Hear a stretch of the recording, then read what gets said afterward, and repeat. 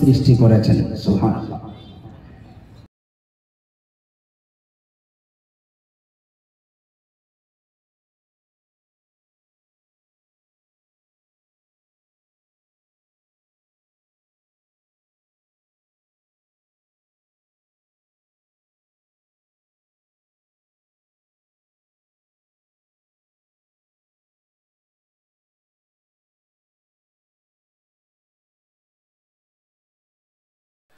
আমাদের ইবাদত বন্দেগী করার জন্য তিনি সৃষ্টি করলেন, তো একমাত্র ইবাদতের যোগ্য সেই মহান আল্লাহ পাক রব্বুল আলামিন, যাকে ছাড়া আর কাউকে ইবাদত, আরাধনা, উপাসনা, পূজা কিছুই করা যাবে না।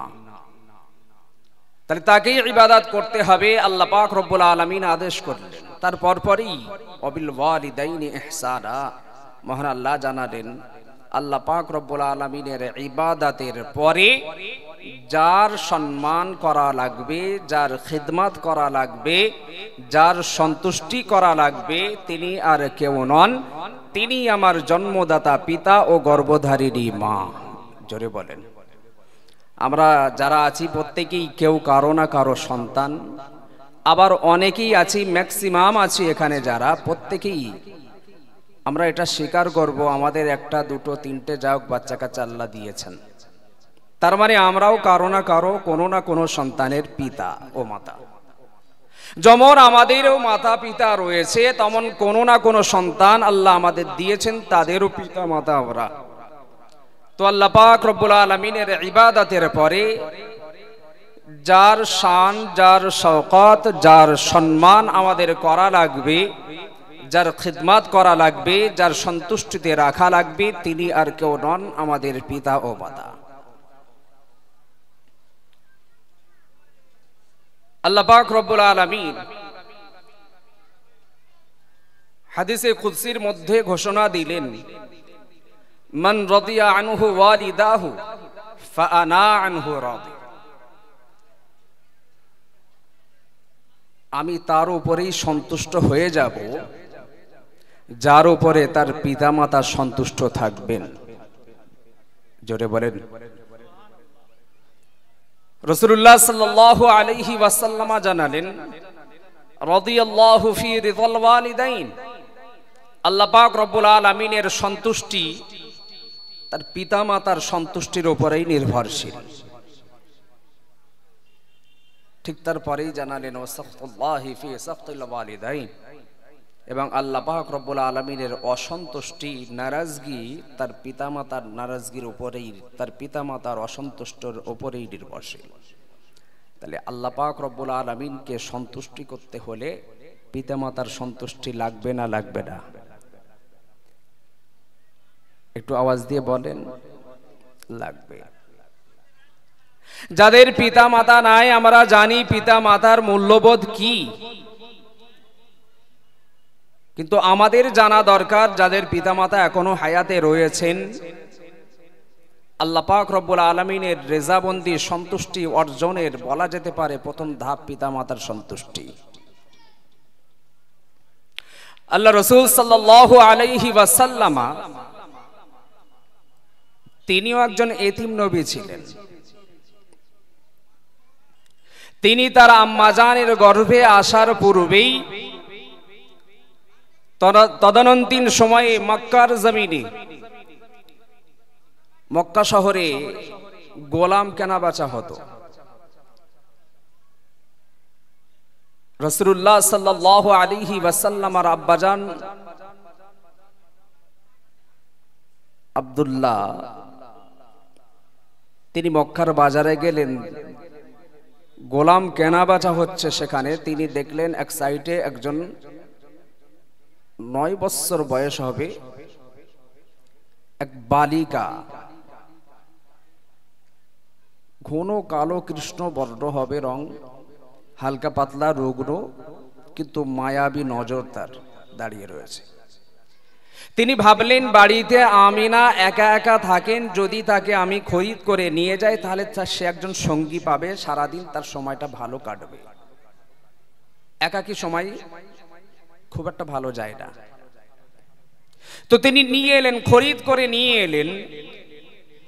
বাড়িতে নিয়ে আসার পূর্বে তার সংসারে দেখা গেল আল্লাহ পাক রব্বুল আলামিন অনেক বরকত দিলেন। এই বরকতের বিভিন্ন দিকে লক্ষ্য রেখে তিনি তার নাম দিলেন বারাকা।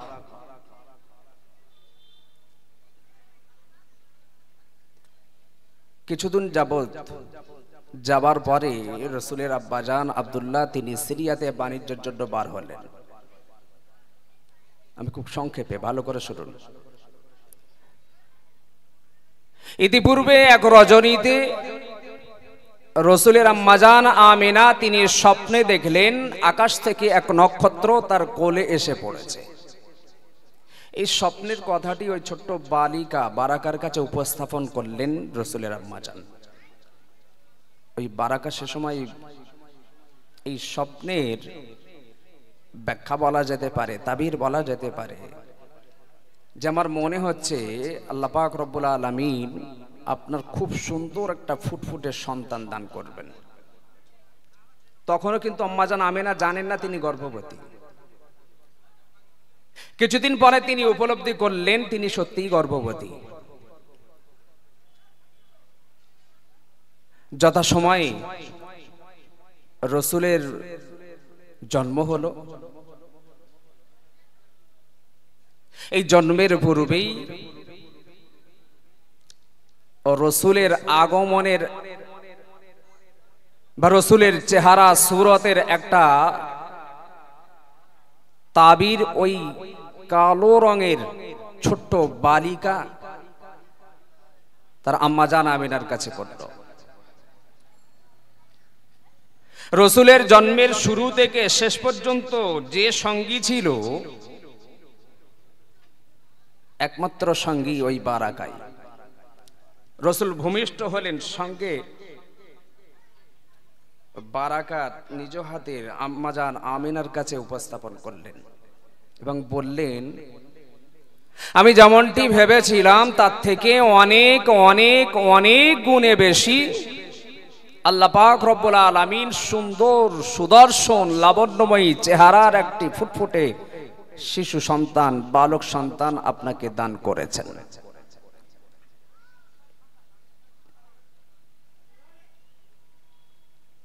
রাসূলুল্লাহ সাল্লাল্লাহু আলাইহি ওয়াসাল্লাম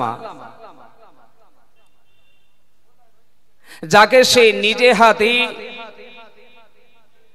বড় করতে লাগলেন।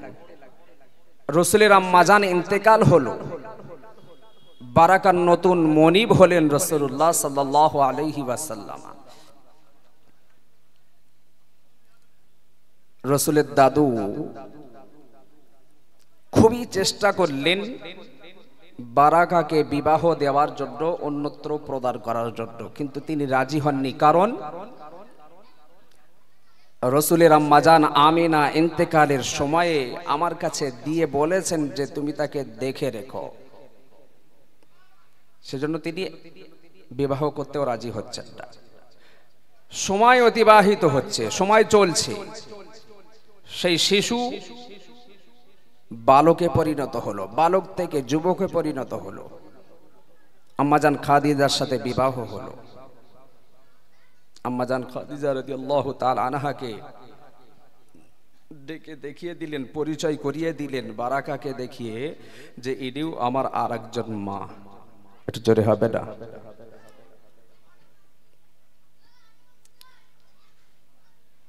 দয়ার নবী মুস্তাফা সাল্লাল্লাহু আলাইহি ওয়াসাল্লাম এবারে বারাকাকে ডেকে বললেন, ও উম্মি,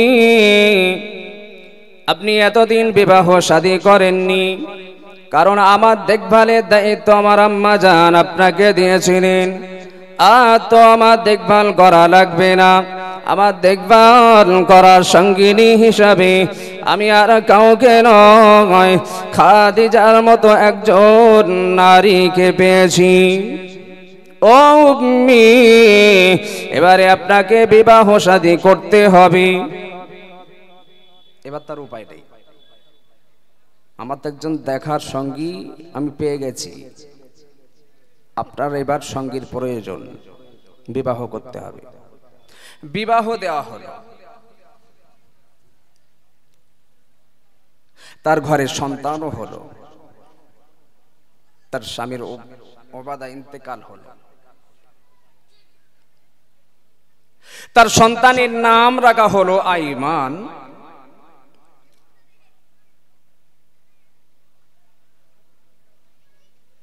রাসূলুল্লাহ সাল্লাল্লাহু আলাইহি ওয়াসাল্লাম সাহাবীদের মাঝে সেই উম্মি বারাকার বিবাহের বার্তা তিনি প্রদান করলেন। রাসূল মাদিন দুনিয়ার বাদশাহ হাবিবুল্লাহ জনাবে মুহাম্মদুর রাসূলুল্লাহ সাল্লাল্লাহু আলাইহি ওয়াসাল্লাম সাহাবীদের মাঝে ঘোষণা দিলেন, কে এমন আছো আমার সাহাবীদের মধ্যে একজন বয়স্কা বৃদ্ধা মহিলা রয়েছে, যার একজন এতিম শিশুও রয়েছে, বাবাহারা শিশু রয়েছে, এই রকম স্বামীহারা মহিলা সন্তান সহ কে বিবাহ করতে রাজি আছো? ওই মহিলাটি কিন্তু জান্নাতি।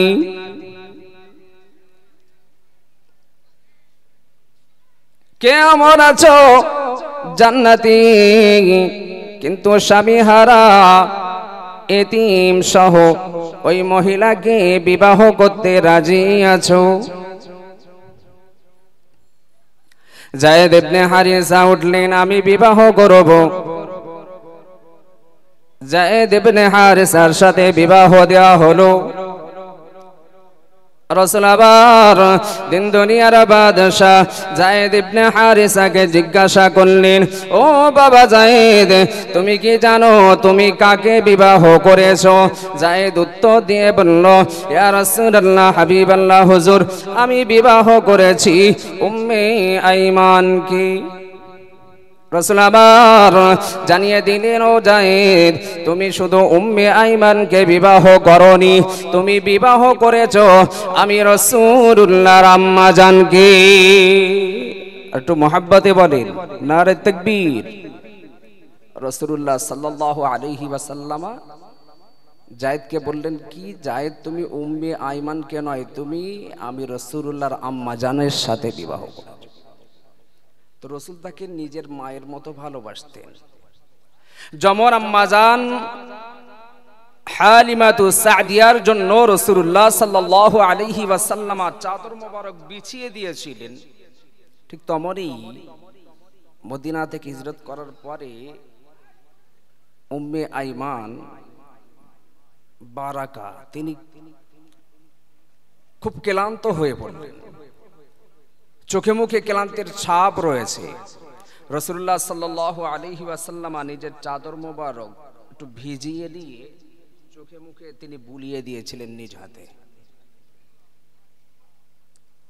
তাহলে মায়ের খিদমত আমাদের করা লাগবে, পিতার খিদমত আমাদের করা লাগবে। পিতা মাতার খিদমত, পিতা মাতার সন্তুষ্টি ছাড়া আল্লাহ পাক রব্বুল আলামিনের সন্তুষ্টি অর্জন করা যাবে না।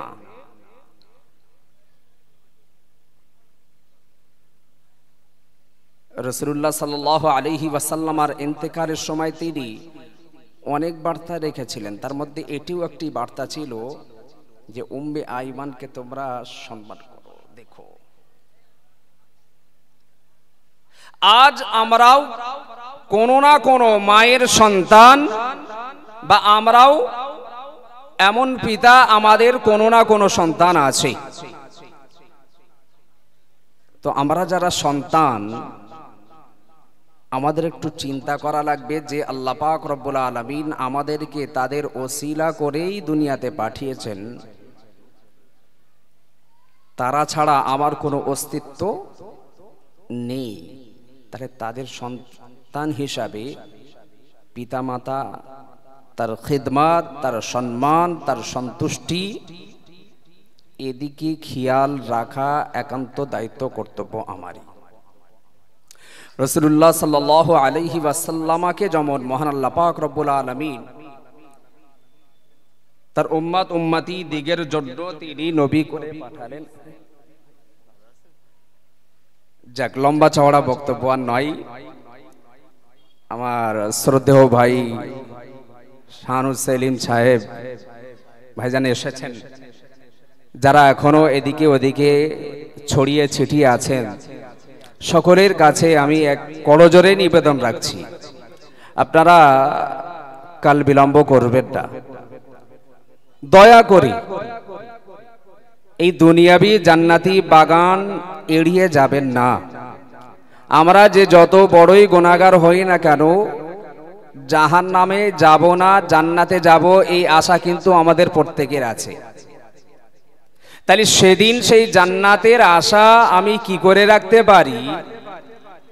দুনিয়ার জান্নাতের বাগানে যদি প্রবেশের কোনো চাহিদা আমার না থাকে, তাহলে অন্ততপক্ষে দুনিয়াতে যখন আছি, বেঁচে যখন রয়েছি, আল্লাহ হায়াতে যখন রেখেছেন, দুনিয়ার জান্নাতের স্বাদটা অন্তত নেওয়া আমাদের শুরু হোক, চাখা শুরু হোক, এই আশা রাখছি আপনাদের কাছে। আপনারা আপনাদের দায়িত্ব, কর্তব্য যেখানেই আছে সেগুলো সামাল দিয়ে দ্রুত এই মজলিসে চলে আসুন, মজলিসটাকে কানায় কানায় পরিপূর্ণ করে তুলুন। মজলিসের সর্বাঙ্গীন সৌন্দর্য আপনাদের উপস্থিতির উপরেই নির্ভর করছে। অতএব আপনি আর বিলম্ব না করে দ্রুত মজলিসে এসে উপস্থিত হন। ছোট্ট সংক্ষিপ্ত আলোচনায় ভুলভ্রান্তি মহান আল্লাহ পাক রব্বুল আলামিন ক্ষমা করেন, বেশি বেশি আমার জিন্দেগি গড়া তৌফিক এনায়েত করেন। উচ্চ আওয়াজে বলি আল্লাহুম্মা আমিন। সকলেই আমার জন্য দোয়া রাখেন, আমিও আপনাদের জন্য দোয়া রাখি। বিদায় নিচ্ছি, আসসালামু আলাইকুম ওয়া রাহমাতুল্লাহ। উচ্চ আওয়াজে মুহাব্বতে দরুদ শরীফ, আল্লাহুম্মা সাল্লি আলা সাইয়্যিদিনা মাওলানা মুহাম্মদ। 4-5 দিন রাত জায়গা, 4 লাইন 3 লাইন 3 আয়াত রাত জায়গায় কেরাত পড়া যায় না, চলে না। আমি পাশে দাঁড়িয়ে গেছি, আপনি আই আলাই রাব্বুকুম তুকাজ্জিবুনা বন্ধ আমাদের জামিয়া কারি সাহেব আমার আজ 5-6 দিন ধরে তো বলার আওয়াজ চলবে না। أعوذ بالله من الشيطان الرجيم.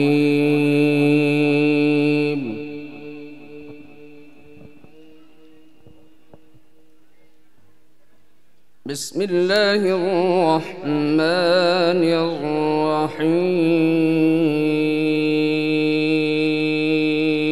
الرحيم.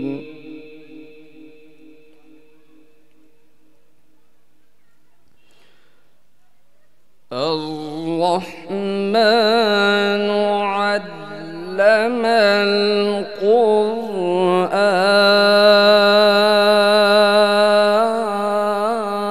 القرآن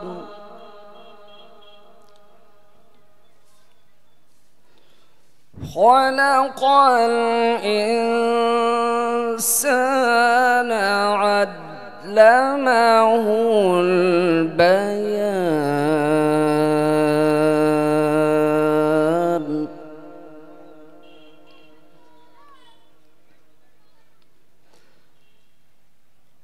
بسم الله الرحمن الرحيم.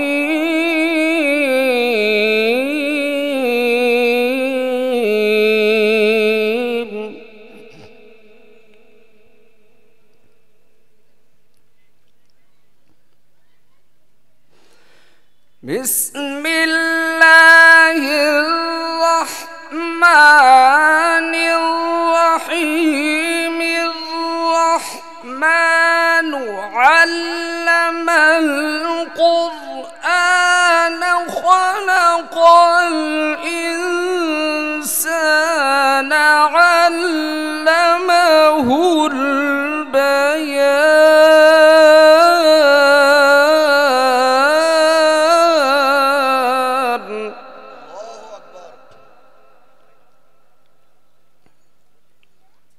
الشمس والقمر بحسبان والنجم والشجر يسجدان.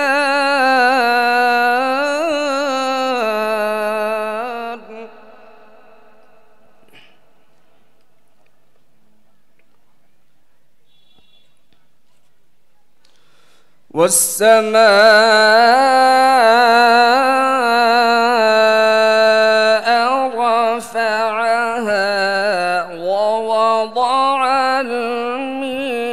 الميزان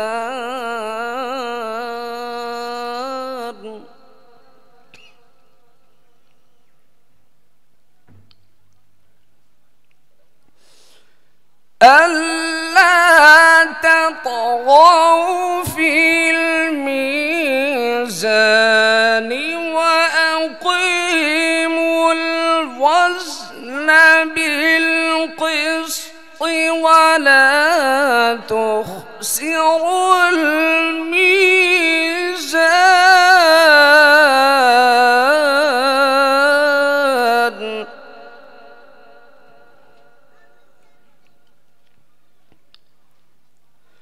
والأرض وضعها للأنام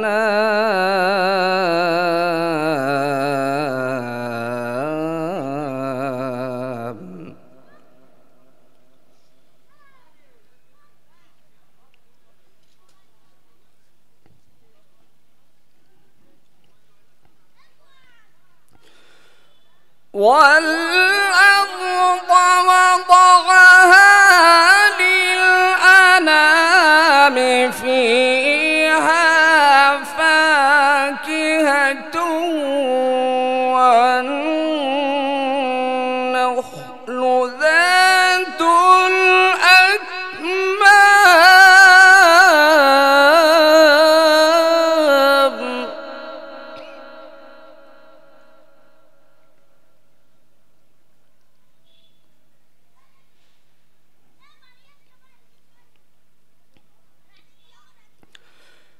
فيها فاكهة والنخل ذات الأكمام والحب ذو العصف والريحان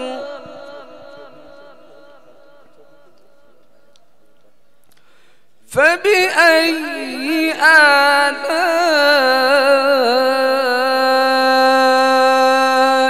ربكما تكذبان صدق الله العظيم.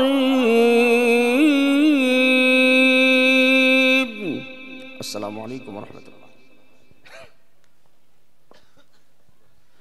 আলহামদুলিল্লাহ বেশ কিছুক্ষণ ধরে জনাব হাফেজ কারি হাদিউজ্জামান সাহেব আলোচনা রাখলেন।